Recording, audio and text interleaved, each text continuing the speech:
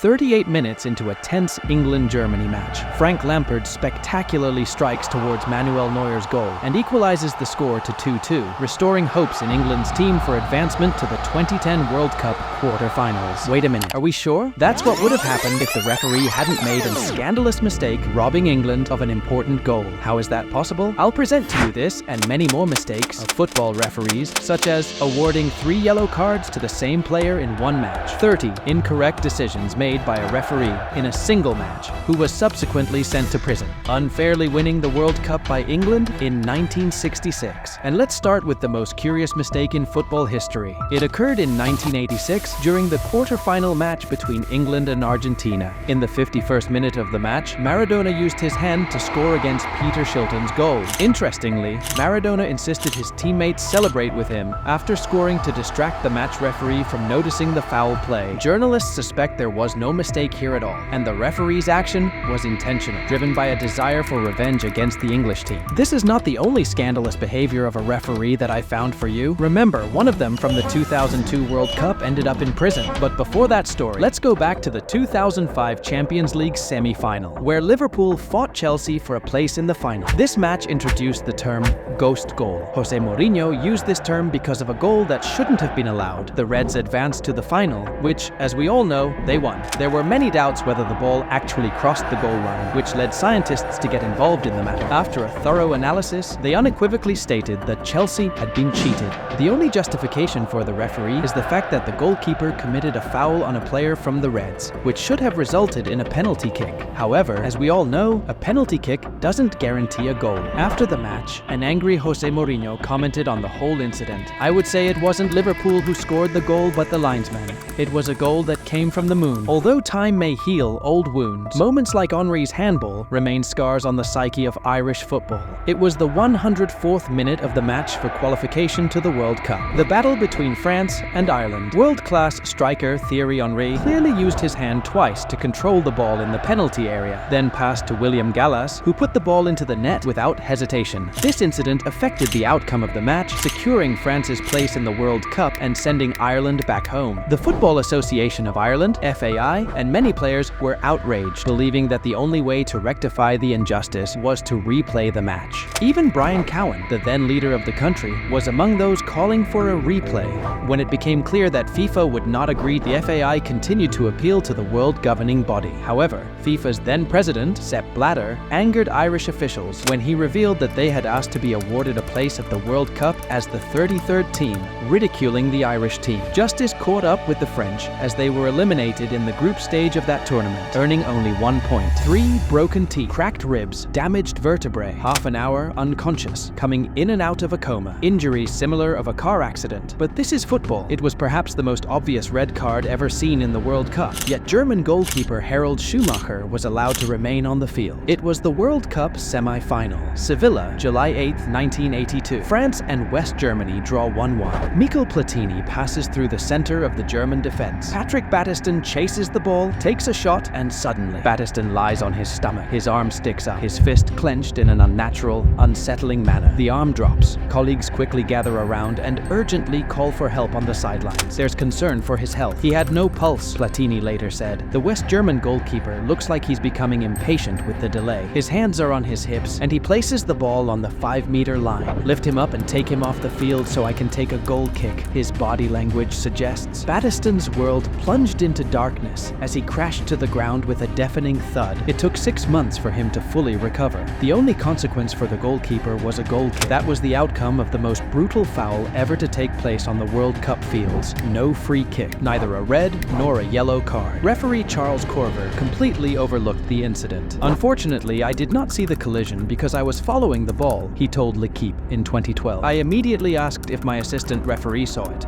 He told me that in his opinion, it was not intentional. Therefore, I could not do anything. It was perhaps the greatest match of all time in the World Cup. A 3-3 draw after extra time led to a penalty shootout. Schumacher saved 2 goals, and West Germany secured a place in the final against Italy. Unfortunately, as a result of this incident, only Germany wanted such a result. No one else wanted them to win. Now we'll talk about the strangest situation in the history of football. During the 2006 FIFA World Cup match between Australia and Croatia, Croatian footballer Josip Simonic received 3 yellow cards. This situation happened only once in the entire history of the World Cup, and the unfortunate referee who made this mistake was Graham Poll. Despite his successful career as a referee in the Premier League spanning over 25 years, he will always be remembered as the guy who gave 3 yellow cards. Poll made this mistake in the last group stage match when both teams were fighting to qualify for the knockout stage. The match ultimately ended in a 2-2 draw, and Australia advanced to the knockout stage. Looking back, it was an absolute blessing because Croatia benefited from having one player remain on the field when he should have been sent off. It was in the 61st minute when Poll first showed a yellow card to Simonic. This was issued for a rather aggressive foul on one of the Australian players, so Poll rightly reached into his pocket and gave a yellow card. He then noted it down. Towards the end of the match, Poll reached into his pocket again to give Simonic a second yellow card. This happened in the 90th minute after another harsh tackle. Poll again noted down the player's name and jersey number on the yellow card.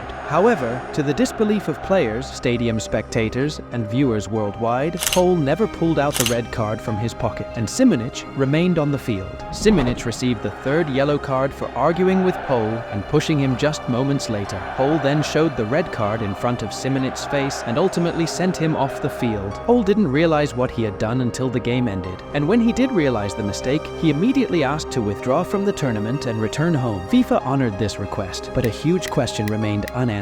How did he manage to penalize the same player 3 times? In interviews conducted after the match, Poll explained how it happened. Essentially, Poll used a player tracking system where he divided teams into 2 columns. Then when he issued a card to a player, he wrote down the name, surname, and jersey number in the respective team's column. Here's where the mistake comes in. Completely by accident, Simonic, playing for Croatia, was born in Australia. He lived there until he was 19 years old, so Simonic spoke with a fairly distinct Australian accent. In the heat of the match, Graham Poll recorded an Australian yellow card for his number 3, Craig Moore, for the first yellow card. Of course, the jersey colour should have been enough for Poll to place this booking in the Croatian column. However, you can understand how he could make this mistake, especially amidst the tension and chaos of the FIFA World Cup. It's a mistake that could easily happen, considering Simonic's accent. However, on the other hand, you might think that an experienced referee like Poll would avoid such a big mistake. Either way, the consolation is that the mistake had no impact on the match's result. Before we talk about the worst referee in the history of the World Cup, remember to subscribe to the channel so you don't miss more videos like this, and give it a thumbs up if you enjoy the content. Thanks. It's time for the top 3 biggest referee blunders.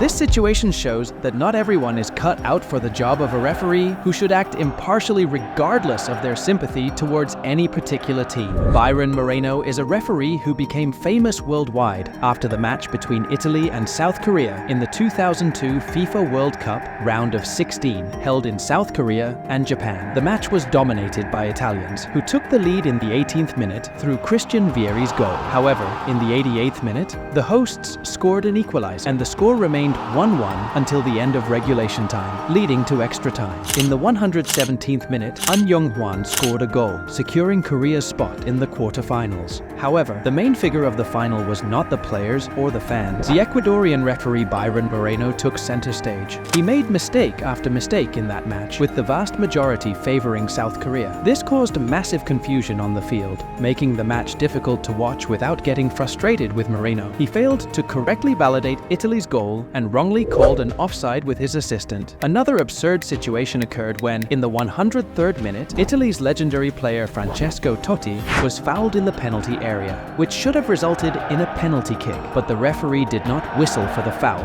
and perceived the whole situation as simulation. For protesting, Totti received a second yellow card and was sent off, depriving the Italian team of its best player. The referee also allowed brutal fouls from Korea, endangering the player's health. Experts calculated that Moreno made as many as 30 incorrect decisions against Italy. This gives us an average of 1 mistake every 3 minutes of play. After the match, riots broke out in the city, and popular Italian commentator Bruno Pizzul described the situation as a broad daylight robbery. The referee was suspended multiple times by the Ecuadorian Football Federation after the World Cup, including for a situation where he extended a match by a whopping 14 minutes. If that wasn't enough, on September 2nd, 2010, at John F. Kennedy Airport in New York City, he was caught trying to smuggle 6 kilograms of heroin in his underwear. Initially, he faced a sentence of 10 years in prison. Eventually, he served only 2.5 years. When Gianluigi Buffon learned that the anti-hero of the 2002 Korea-Italy match was caught smuggling drugs, He commented on the whole incident, 6 kilos of drugs. I think Byron Moreno already had them in 2002, but not on him, but inside him. Let's go back to the 1966 World Cup, specifically to the final match between England and West Germany. The match took place on July 30th, 1966 at Wembley Stadium. It attracted a huge crowd of fans, numbering as many as 96,000. If that wasn't enough, Queen Elizabeth II was present in the VIP area. England was eager for their team to win and claim their first World Cup trophy. It was a magnificent final. England, heading for victory after coming back from a goal deficit, led 2-1. Then, as minutes passed and the England team and fans began to celebrate, West Germany was awarded a free kick on the edge of England's penalty area. A scuffle ensued. A West German player pushed forward. The teams were preparing for extra time. West Germany was joyful, and England was shocked. After 90 minutes of regular time, the score was 2-2. Extra time began an emotional roller coaster. The whole scandal unfolded in the 101st minute, the 11th minute of extra time. Hurst, who had already scored earlier in the match, received a pass from Alan Ball, turned and shot towards the German net. The ball rebounded off the crossbar after a powerful shot, then off the ground and back into the penalty area. The closest player to the England goal, Roger Hunt, threw his hands up and turned to celebrate. West German players protested that it wasn't a goal. Initially, it seemed that the Swiss referee agreed with them, but he approached the Azerbaijani linesman from the side of the field. The linesman, who later claimed he was influenced by Hunt's reaction, decisively nodded, and the goal was awarded. To this day, it's not conclusively determined whether the goal should have been allowed. Experts argue that without it, the match would have still been tied and likely gone to penalties. Missing that goal robbed West Germany of hope for the trophy and the will to recover, resulting in them conceding another goal in the 120th minute of the match. Many analyses indicate that the linesman made a massive mistake,